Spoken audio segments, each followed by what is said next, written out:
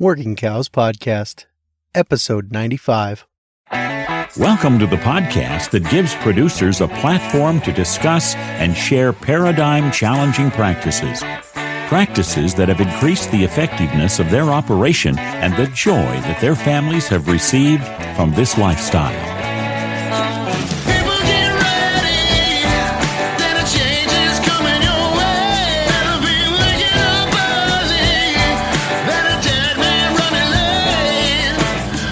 Howdy, everybody. It's Clay Connery, host of the Working Cows Podcast, brought to you by the Global Ag Network. Very excited to welcome Steve Kenyon back for another episode.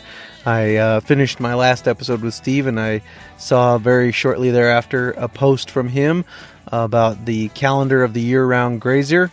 And I said, if he's got a book, we got to talk about it on the Working Cows Podcast. So we will have links to Steve's book and where you can get that from the Stockman Grass Farmer up at workingcows.net/95. So make sure you check that out at workingcows.net/95, and we will link to that there. So, Steve, I'm really excited to have you back on. Welcome back to the Working Cows Podcast. You bet. Thanks. We'll start in January, kind of, because it seems like the year works out well for you so that you can do the most important things in the first part of the year during a slow time, and then you can move on to the production practices, but you've got to get your human resources, your economics and finance right before you can hope to be successful with the rest. Am I kind of summarizing that right? Yes, you bet. The book worked out quite well. It kind of follows along my year-round grazing system school. To me, the most important part of any business is the human resources. And, what better time to do that is at the beginning, get that all in order. Most businesses fail, most employees quit, over human resources, not anything else. What is it? The number one employee turnover rate is due to human resources, not job ability. So,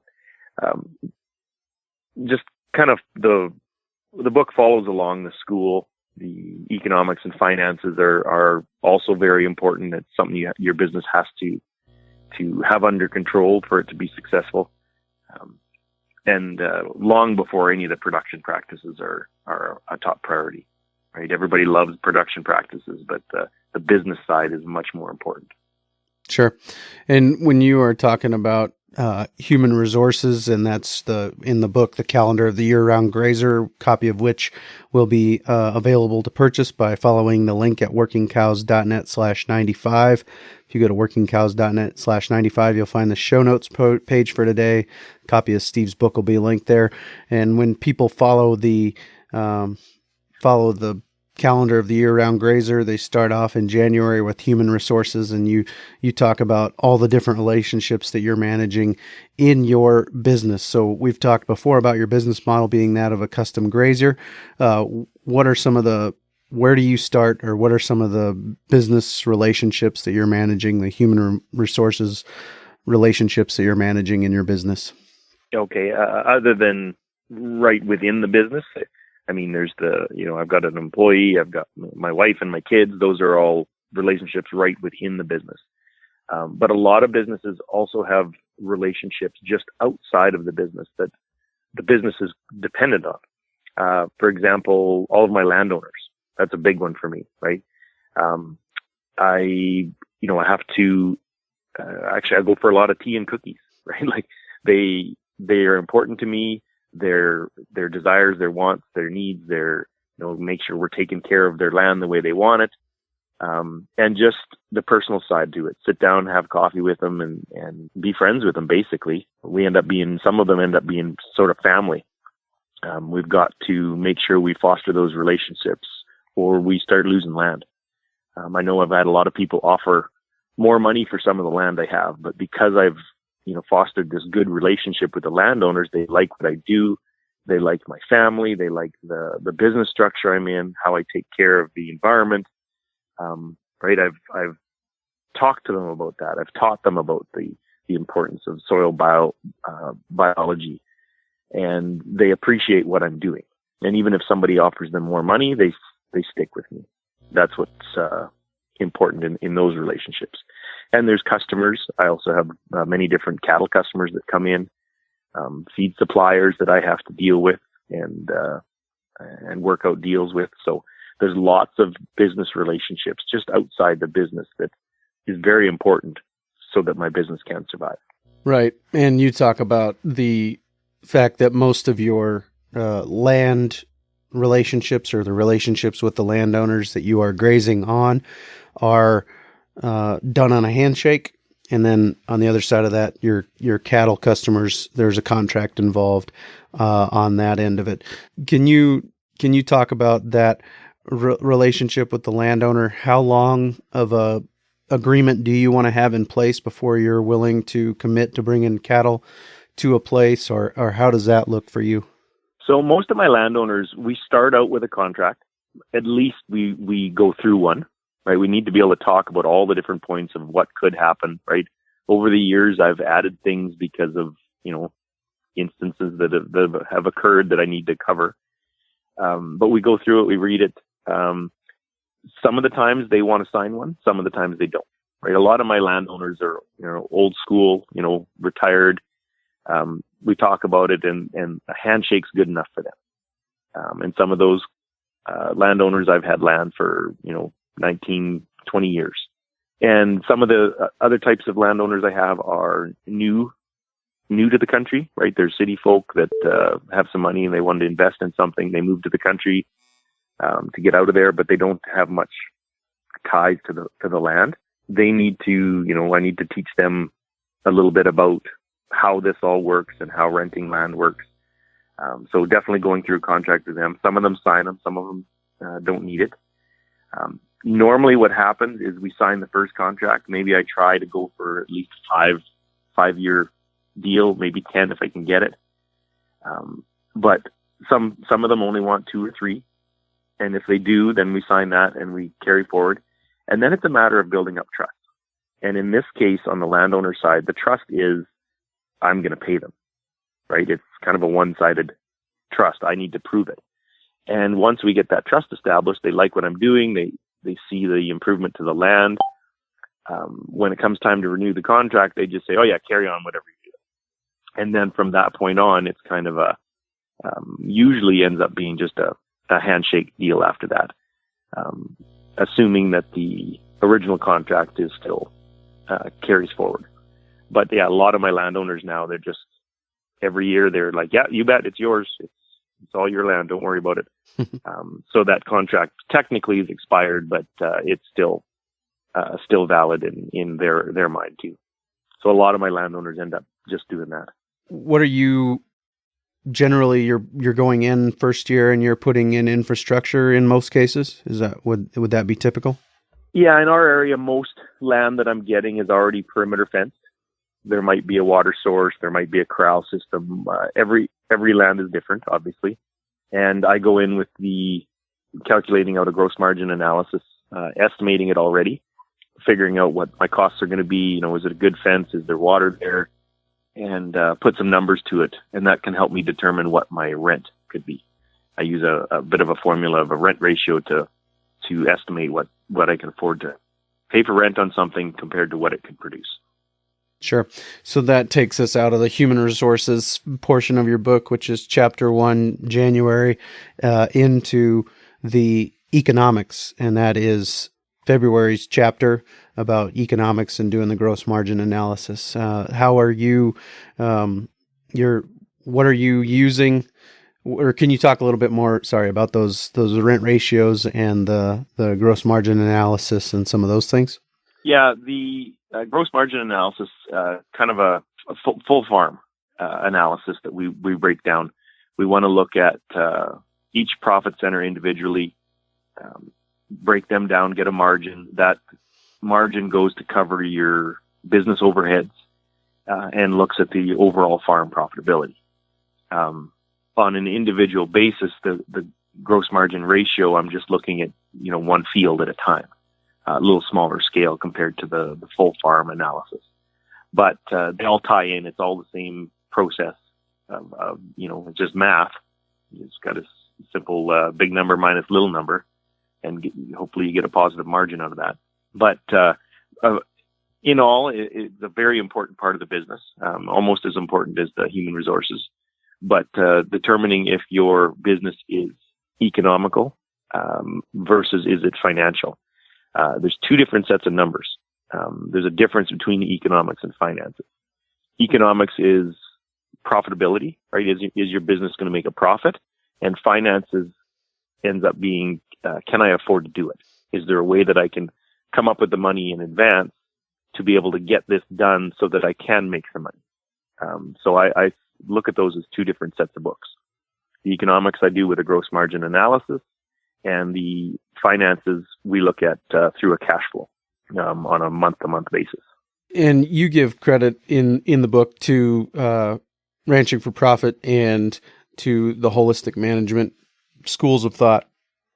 Have you tweaked their method at all in your economic analysis and made it your own in some way? Oh, yes, definitely. Basically, I take the information that I gather from all these different schools. Ranching for Profit and holistic management were two of the big ones that I've taken information from, and basically I just tweaked it to make it work for my farm. That's how it originally came out, and made those numbers work. I made up some charts that I liked that worked for my environment, and then after that, that's when I started making my school and doing seminars and courses. So. It's kind of a blend of a whole bunch of different schools. I know the TPAP course was in there too. That's out of Texas, the Executive Program for Agriculture Producers. That was one that I got some information from. Dick Diven's Low Cost Cow Calf, Gerald Fry's school, lots of different schools and seminars and schools of thought that I've adapted things from.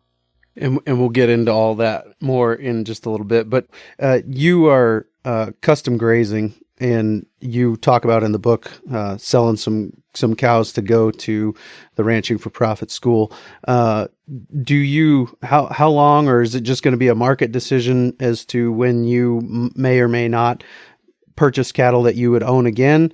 Is that something that you would like to get to, or is the market not there yet, but it might be at some point? How are you thinking about those things?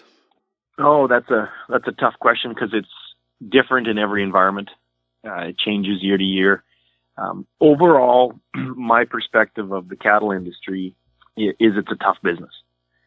There's a lot of people in it that don't necessarily understand their economics. So what we're doing is there's a whole bunch of people that produce a product that is under cost.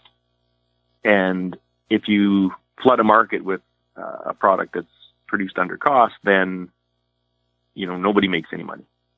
So we've got. I think I heard a phrase from Australia one time that if everybody who was losing money stopped raising cattle, then the rest of the people would actually make a decent living at it.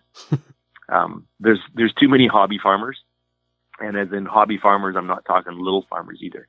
There's a lot of very large hobby farmers that they're not making a profit in the cattle business. And you put all those calves on the market, well then, the price goes down. So it is a tough business as it is. There's a lot of overhead costs. There's a lot of opportunity cost put into that. I mean, just owning that herd alone is a huge opportunity cost, where there's other profit centers that don't have that. So I'm not saying you can't make a profit in owning cattle, but it is a tough venture. So as of right now, I'm quite content not owning cattle. Not saying I won't in the future, but there's other profit centers that have better margins. Absolutely. Yep. And I kind of guessed that was your answer, but I wanted to hear for sure. And we've talked a lot of times on the podcast about the fact that you can be cash flow positive, but economically losing money. And since we haven't quite jumped off of this economic analysis portion of your book, could you talk a little bit about how that might come to pass where you're cash flow positive, but economically not profitable? There's numerous different scenarios where that could work, and it could be the other way around too. You could be making a profit, but you can't cash flow it, or you could cash flow something but not making a profit. I've had bankers try and push me in one direction, basically because I could finance it, but it was completely and totally economically unsound. So every scenario is different, and you've got to be able to do both. Now, I've also heard people say, well, what's more important, the profitability or the cash flow? In some cases, I've heard people talk about, well, you've got to have the cash flow so that eventually you can make a profit. Like a lot of businesses start up right away, they're not making a profit, but they need to have the cash flow to continue to where they can get to the point where, let's say, they have enough customers or they have enough market that then they can be profitable. But they got to get through those first couple of years of being financially stable to be able to get to that point, if you know what I mean. Yeah. So two different sides to it, definitely. Sure. Do you think that depreciation is typically the thing that people aren't figuring in that would lead them to be cash flow positive, but economically not profitable? It's one of the factors, definitely. Depreciation needs to be accounted for as your equipment or even your animals or your assets basically lose value over time. We've got to be able to replace that. But cattle can depreciate too over time. Your 3-year-old cow you buy is worth more than that 10-year-old cow, usually. So we've got to account for depreciation in all of our business. The other things they don't account for is, of course, opportunity cost and inflation. They all have to be accounted for in your business. Can you talk a little bit about opportunity cost that takes up a portion of your book? Yeah, opportunity cost. It's sometimes it's kind of hard for people to wrap their head around. It's a measurement of your management, basically. It is a interest charged on the assets that you own. So if you were to buy all your assets right from scratch, get a loan and buy them, then you have an interest payment that you have to make on those assets. But if you already own them, you don't have that payment, right? Let's say you've worked for years, or even you've inherited, or you already own that asset. You don't have that payment. But if to make your business repeatable, right? Let's say like a franchise would be a McDonald's or an A&W, where you can take that business model and replicate it and have it successful. So if you wanted to have your farm repeatable, you've got to be able to make sure that somebody can buy the entire thing, the land, the animals, the equipment, and have a loan on that and still be able to turn a profit. Even if your farm is partially paid for or mostly paid for, the equipment's paid for, we need to put an opportunity cost on the value of those assets to make sure that that business model can be repeatable. That's where the opportunity cost comes in. Very good. And we've talked a lot so far about economic analysis, and we'll transition now to some production practices, for some red meat, I guess. But is this stuff the same stuff that is covered in your schools that you've been doing with Joel Salatin? And is that something that you're going to continue to do, or was that a 1-year deal? Yeah, no, that's definitely what we talk about. Part of it, of course, Joel's got half the school in there as well, and all his information, which is phenomenal stuff. I love listening to it every time. But yes, definitely the economics and finances is in there, and the human resources. And yes, we're planning on doing one of these every year. So look forward to a new place every year. We're trying to get all across North America with the schools, so everybody has a chance to get to that. Cool. Sounds good. Just a quick break. We are releasing this after the deadline for the High Plains Ranch Practicum. There is still room. If you want to get in, you can contact as soon as possible Aaron Berger or Dallas Mount and get in on this year's class. The last class they're doing, great guest teachers, great curriculum, great time of being challenged by other people who are making decisions day in and day out that affect their ranch business. So I'd encourage you to consider being a part of the final class of the High Plains Ranch Practicum. Check it out at hpranchpracticum.com. So now we will move on to some production practices. If you feel like I haven't haven't missed too much so far. I don't want to give away the whole book. I want people to go and buy it, and they can do that by visiting workingcows.net/95. So we've talked about human resources, economics, cash flow, or economics and finance.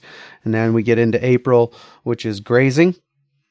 And yes, I think in April is when you talk about the most common question you get is, what should I plant to improve my pastures? And if you feel like we're not giving away too much, I appreciated your answer to that question. Yeah, basically, yeah, I get asked that lots. What do we plant? Everybody's got the farming mentality of what species, what seeds do we plant? Everybody's looking for a magic bullet. This new type of fertilizer or a new chemical that's going to totally, turn around your farm and make it profitable. When really it's just the basics. To me, we need to plant fence posts to make sure that we can control the grazing. So that's kind of the introduction to the 4 grazing concepts, which is graze period, rest period, stock density, and animal impact. By planting some fence posts, we have the ability to control those 4 concepts. And that's how we stop overgrazing, and that's how we improve production on our pasture land. Pretty quick version of it, but yeah, those are the 4 concepts that we need to get our heads wrapped around before we just buying a magic bullet here or there, or a new product isn't gonna solve the long-term problem of overgrazing. So we need to address that first. Sure, and I think, you can correct me if I'm wrong, but graze period and rest period are pretty self-explanatory. Animal impact would be the laying down of a cover, and the stock density is about spreading manure, right? Close, you bet. Graze period is the amount of time on a pasture. The rest period is the amount of time in between grazings, obviously.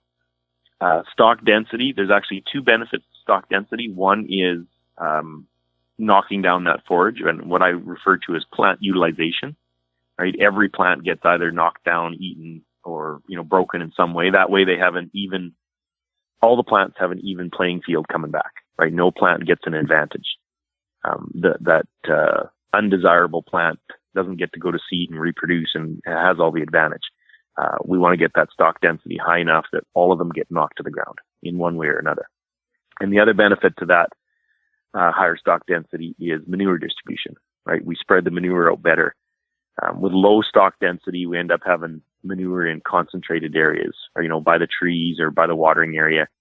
The higher the stock density, the better that manure gets spread out. And then animal impact is actually the physical stimulation on the soil by the animals. Now, this can be, by their hooves, breaking capped soil, recycling the forage, causing seed to soil contact, just with the physical stimulation of the hooves. And there's also the biological stimulation, right? They like to drop saliva on the ground, and their snotty nose gets dripped on the ground, their urine and the manure gets on the ground. All this is benefits to the biology, right? We're adding microbes to the soil, we're adding food for the microbes to the soil. It's one part of that animal impact, how the animal affects the soil. Yeah, and I really appreciated Chapter 5, just to buzz across some of the headings here before we move on to Chapter 6, water holding capacity, sunlight harvesting, nutrients, and biological life. Just some good stuff in there, obviously worth the read, worth the time invested to go through it. As I was reading through this book, I thought this is like a 2-hour webinar introduction to ranching for profit refresher course that would be really helpful for people to read multiple times, more maybe once a year at least or something, as they're thinking about starting their year off right. So we look at Chapter 6 is June, how much gain is left. Some of the things out of that chapter, probably more highlights in this chapter for me than any other, but I have some pastures that if I take half, there is not near enough residue left over to cover the ground.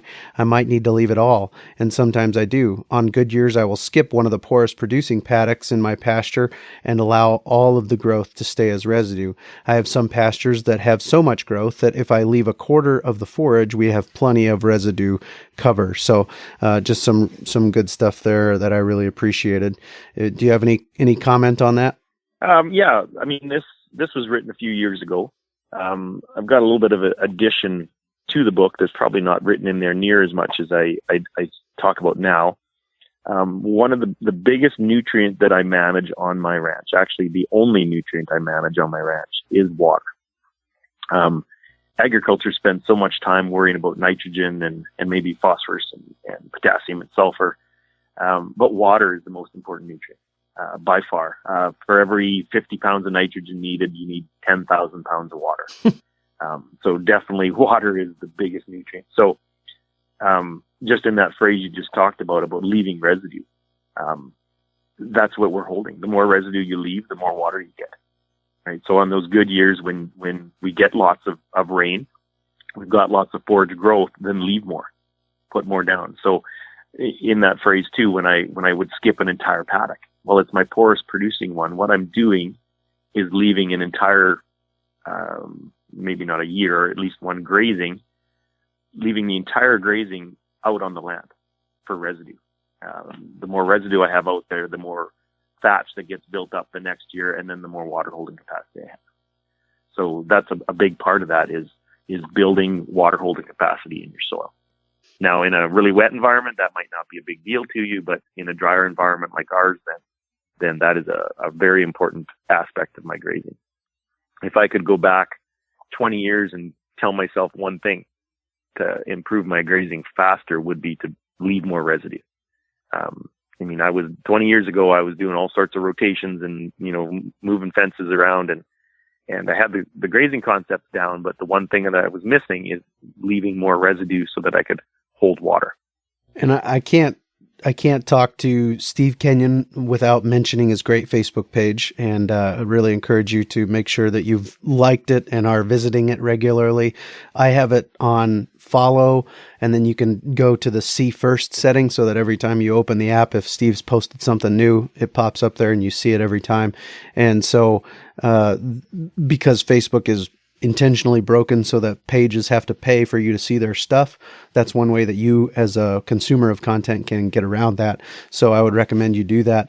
And one of the things that I've been seeing lately related to kind of this portion of the book and planting posts is that you plant, as far as I've seen on your stuff, is exclusively wood posts, and you use just a regular staple, and I'm guessing a 14 gauge high tensile wire. Is that on your exterior fences, I'm assuming? Yeah, there's a lot of different ways of fencing. I use a lot of different things. I don't use a lot of insulators anymore. I'm tired of fixing plastic insulators. They haven't invented one that I like yet. And I've come down to just putting a staple on. We have a lot of wildlife pressure out here, moose and deer and things that walk through the fences. So plastic insulators just don't work. They just frustrate me. I've got 72 miles of fence to check every year, and I'm tired of replacing plastic insulators. So a good 2-inch barb staple holding on the wire. I'll use high tensile wire. I'll use barbed wire. I'll use whatever wire is, cheap and easily accessible. If I find some cheap at an auction sale, well, that's the wire I'm going to use. Just power less fence. A fencer will say that it's good for, power and 60 miles of fence. Well, I can put staples in my wood posts, and all I need to do is power 2 miles of fence with it. And I still have really good voltage in it. Even when it rains, I still get pretty good voltage. I'll drop 3 or 4 kilovolts because of the rain. But if you started out with 9, you're still doing pretty good. One of the things I tend to go in spurts, just where my head's been at. And one of the things I've been talking a lot about lately on the Working Cows podcast is waging war on costs. And another thing that I've mentioned a couple of times in recent weeks is people who use mini SUVs instead of side-by-sides as their large ATVs. And you talk about that, about the equipment that you have, and you're running a very low equipment operation. We've talked about that before as well. But and you mentioned that you used, or at the time this book was written, you were using a geo tracker as your large ATV. Can you talk about the cost savings that is involved in using something like that over a side-by-side? Yeah, you bet. I still got one. I think this is my 4th one. They're older. but I can buy one for like $1,500. Right. They're pretty cheap. My frustration with owning an ATV is that they break down more often and the repairs are expensive. So I've stopped working here with an ATV or a quad, and now I use the Geo Tracker. Repairs are less frequent and usually cheaper to fix. And actually, they were built very simple. It's quite easy to do repairs. I usually have an old one here for parts. And I remember here, what was it, last year or the year before, I ran a branch through the radiator of the front end, right? Broke the grill and right through the radiator and damaged the radiator. So I went to the old tracker and undid 2 bolts and 2 hose clamps, pulled out the radiator and switched them across, right? They're just very simple. Like I'm not a mechanical person, but I switched the radiator in like 20 minutes in this thing. So they're built very, very easy and very maintenance free. And when you do a repair on them, they're usually not that complicated. So to me, it was a big money saver. I think a couple of years ago, the clutch went in one of them and it was going to be a $1,200 repair bill. So I went out and I bought another one for $1,500. Right. So, someday I might upgrade to a little newer version, but I really like these things right now. And they're, like I said, kind of a dime a dozen. You can buy another one pretty cheap. So.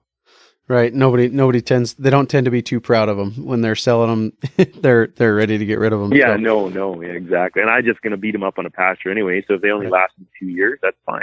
Yeah. You can buy, you can buy 10 of those for what you can buy one side by side for. So yeah, $1,500 versus $26,000, right? Yeah, no, thanks. I'm good. And it comes with a windshield and a heater and a radio. So I'm pretty happy with my trackers. Yeah.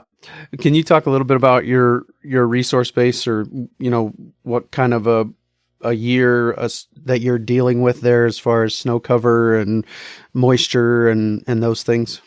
Our environment. Yeah. So we live near Edmonton, Alberta. So we're fairly high up on the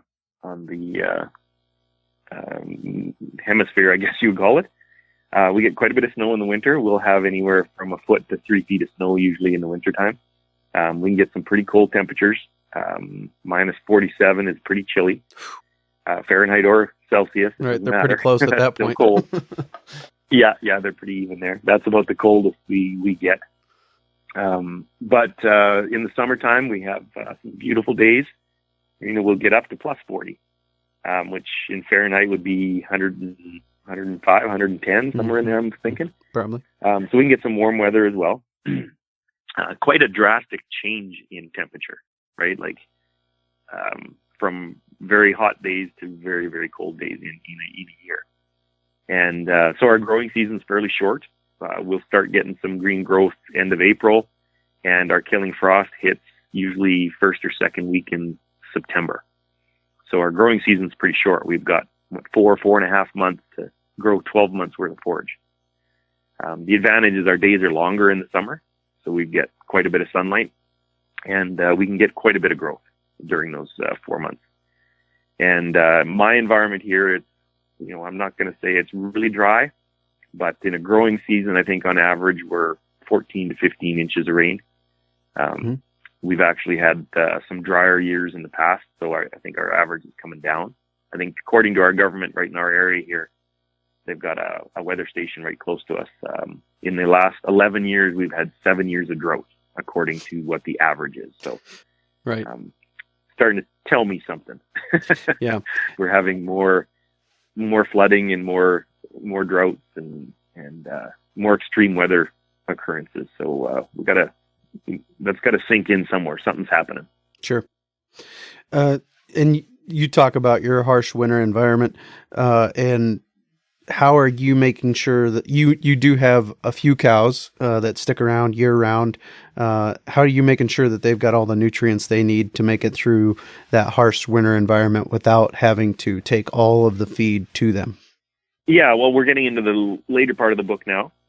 Swath grazing and bale grazing, residue grazing. So different ways of getting through the winter. Residue grazing would be taking the residues off the back of a combine right, out in the field. So I work with other grain farmers. I don't actually grow any grain fields, but I work with other producers, and we move cattle out and graze residues, pea straw or barley residue or something like that, get them through part of it. Some of that we have to supplement because it's not necessarily always high in nutrients, so we have to supplement out there as well. But we do some feed tests and make sure we get them adequate nutrition. Big thing up here too is to get them some wind protection. When it gets really cold, that wind can really affect that temperature or the wind chill factor too. So we've got a lot of trees. So I make sure that there's always an area that they can hide right beside or within the trees when it gets really cold. Snow actually acts as an insulator. If you've got nice, fresh, fluffy snow and it's really cold, they lay in it, then it actually helps keep them warm, if you can imagine that. Sure. If they're constantly into the snow and they pack it down and it's just ice, well, then they're laying on ice, and then that doesn't help at all. But fresh snow actually works as an insulator. So when it gets cold, I can turn them into a fresh area with trees and fresh snow, and that really helps them to stay warm. They huddle up in the trees, and they stop the wind from blowing the heat away, and they can keep a lot of their own body heat within that area, as long as that wind doesn't blow it away. Sure. I guess the other trick to really cold weather would be to feed them in the late afternoon or early evening. Then peak rumination would occur in the middle of the night. That's when their body, the ruminant, is doing most of the digesting, and that's when it's producing most of the heat. So if we can time that so that it's in the coldest part of the night, then that helps keep the whole herd warm too, just by when you feed. Right. And in your case, would you be saying feeding is letting them onto fresh, a fresh bale graze or fresh residue graze? Yeah, or like out on a residue would be if I'm supplementing with, let's say I'm going to unroll 1 or 2 bales.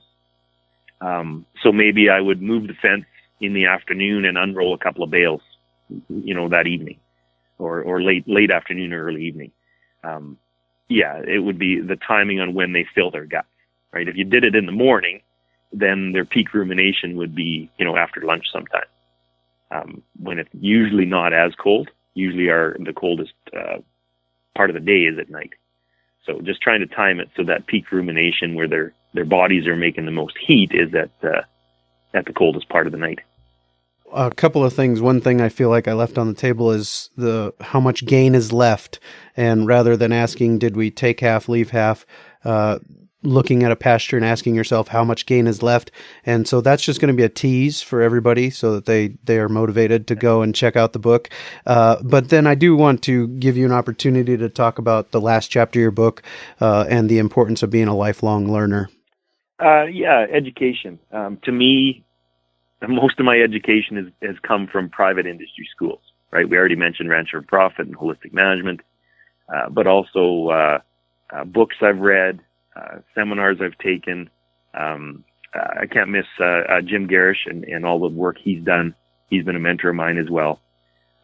There's lots of different seminars and conferences and speakers that I've listened to over the years that I've all, adapted the information to my farm. You can't do exactly what they do, right? Like my suggestion is you can't farm exactly like I farm. Your environment's different. Your farm is different. You're different. But you can take the idea and you can adapt it to your farm. The idea is the important part that I'm trying to give to people. Okay, well, it might not work exactly the same on your farm, but that idea might trigger something to make your farm a little bit more profitable. Absolutely. Very good. Steve, anything I missed today? Anything else you want to share? I've had people ask me to describe my book before, and basically I describe it as being blunt. Right? It's short. I'd say it's sweet, but it's not. Short and sweet. I made it so that it wasn't a hard read. I want to have it quick, to the point, and just to make so that anybody can read it. I've read a lot of books over the years that are, very good books, but, I just get 3/4 of the way through them and I don't finish them just because they're so long. There's so much fluff put into them. So I wanted to make sure that anybody, even if you're not a big reader, that it's easy to read this one and get the valuable information out of it. So that's how I describe it. It's very blunt. It's straight and to the point, and a quick read. Yep, that is a very accurate description of the book. Very good. I think you're kind of through your busy travel and speaking season. Any major things that are coming up that you want to share? Yeah, no, we focus in the summertime mostly on the ranch here. We've got about 1,200 head of cattle coming in as we speak. Actually, I had 2 more trucks coming in today. As soon as this phone call's done, I'm off to receive some more cattle. And that's mostly what we do. We do the odd pasture walk in the summertime. We do one for us and the odd place somewhere else, but pretty busy in the summer and don't do much speaking engagements. So that'll start up again, November, December, and carry on through the winter.